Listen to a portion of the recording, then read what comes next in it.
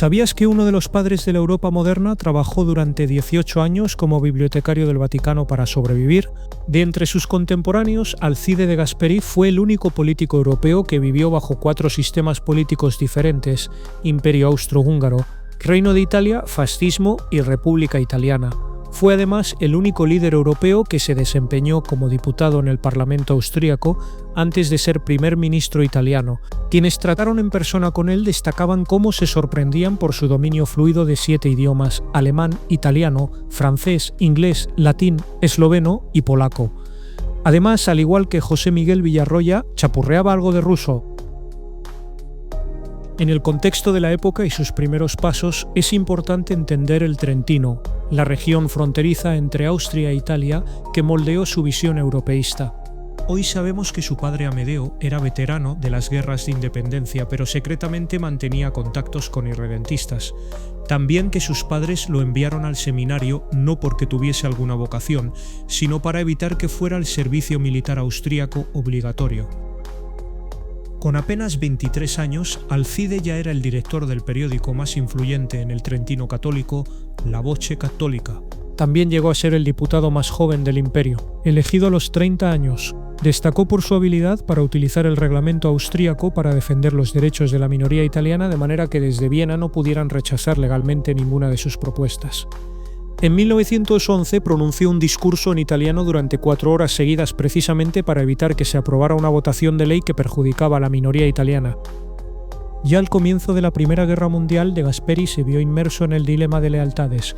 Era ciudadano del Imperio Austrohúngaro, pero también parte de la minoría italiana. Durante la guerra trabajó traduciendo documentos históricos y desarrolló su teoría sobre la Europa de las regiones.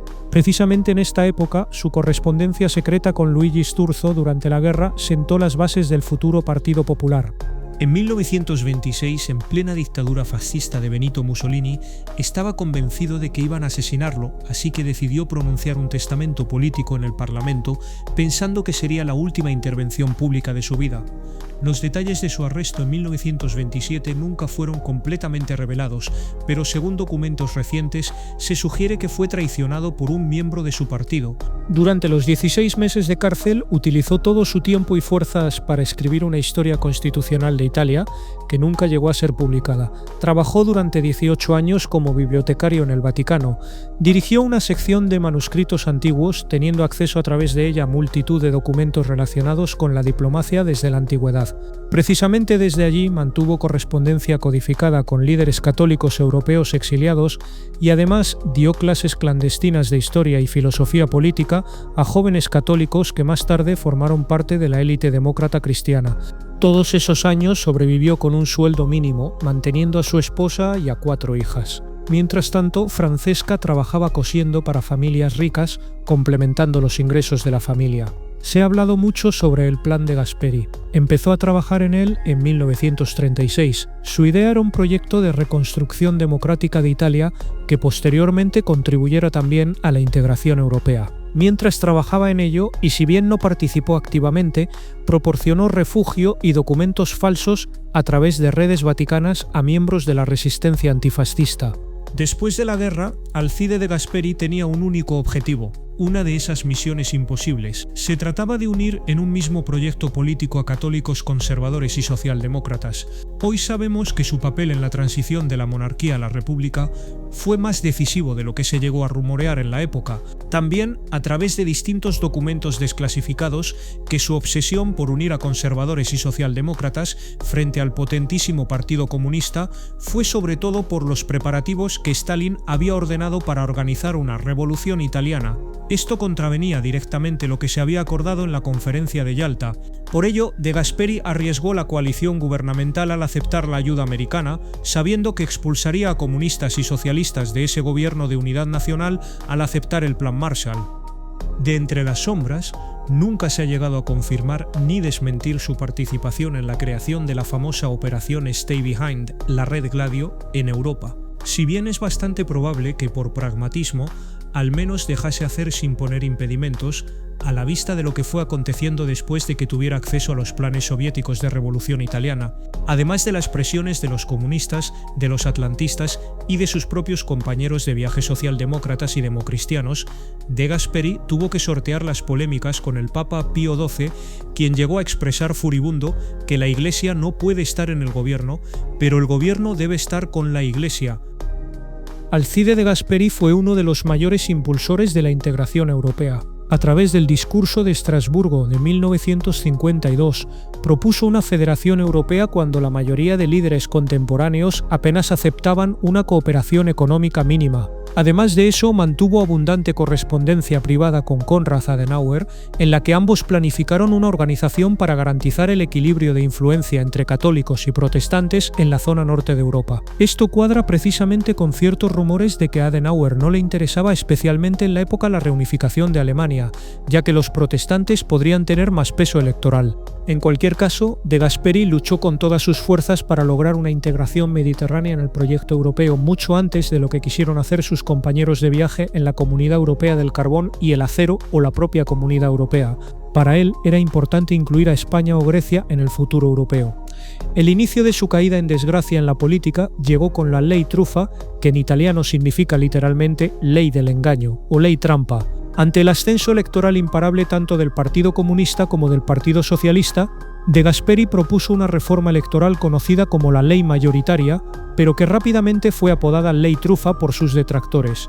Esta ley establecía que si una coalición obtenía al menos el 50% más un voto de los sufragios válidos, automáticamente se le otorgaría 2/3 de los escaños en el Parlamento, asegurando así una mayoría absoluta para gobernar sin necesidad de coaliciones. El objetivo era claro: evitar que la izquierda, que iba ganando terreno, pudiera tener influencia en el gobierno, y garantizar que la democracia cristiana y sus aliados de centro-derecha mantuvieran el poder incluso con una ventaja mínima en votos. Evidentemente, aquello no podía salir bien. La oposición consideró que aquello era una manera de manipular el sistema democrático para perpetuarse en el poder. Se acusó a De Gasperi de actuar de forma maquiavélica, es decir, priorizando el poder y la estabilidad política sobre los principios democráticos puros, usando estrategias calculadas y poco transparentes. Pero lo peor de todo fue que en las elecciones de junio de 1953, la coalición de centro-derecha no llegó al famoso 50% más 1 y se quedó en el límite al 49,8%. Por tanto, no se llegó a activar el mecanismo de los 2/3 y la ley se quedó sin efecto. Con una caída brutal en el respaldo de la sociedad, asediado por la oposición, dejó el cargo de primer ministro sin pena ni gloria y selló el final de una era. Ya en lo relativo a su pensamiento y legado político, podemos comenzar analizando cómo influyó en su gestión el ser profundamente católico, impulsando durante toda su vida la dignidad humana, la solidaridad y la justicia social. Su visión de país no era la de un Estado confesional, sino una política inspirada en la ética cristiana. En este sentido, se alinea plenamente con Konrad Adenauer. A diferencia de la inmensa mayoría de líderes occidentales contemporáneos, Alcide de Gasperi no fue un anticomunista fuerte. Si bien vio al comunismo como una amenaza a la libertad individual y a la democracia, sí fue capaz de alcanzar algunos acuerdos con compatriotas marxistas-leninistas e incluso fue capaz de mantener una oposición al movimiento sin violencia ni represión. Eso sí, todavía no ha quedado nada clara su posible participación en la construcción de la Red Gladio. En cualquier caso, defendió firmemente el sistema democrático, el Estado de Derecho y el pluralismo político. Creía que los cambios sociales debían lograrse dentro del marco constitucional, no mediante revoluciones o imposiciones. A diferencia de otros conservadores que llegaron décadas después, Alcide apoyó reformas sociales, mejoras laborales, un sistema de educación pública e incluso la seguridad social. Sí se mostró completamente en contra de las expropiaciones masivas o de intervenir en el orden económico, siendo su visión la de una economía mixta, mercado libre con regulaciones estatales para proteger a los más débiles.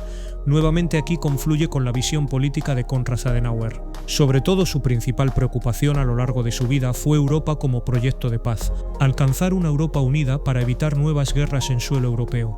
Participó activamente en la creación del Consejo de Europa y en la Comunidad Europea del Carbón y el Acero, Una de sus influencias más fuertes fue Max Weber respecto a la ética de la responsabilidad.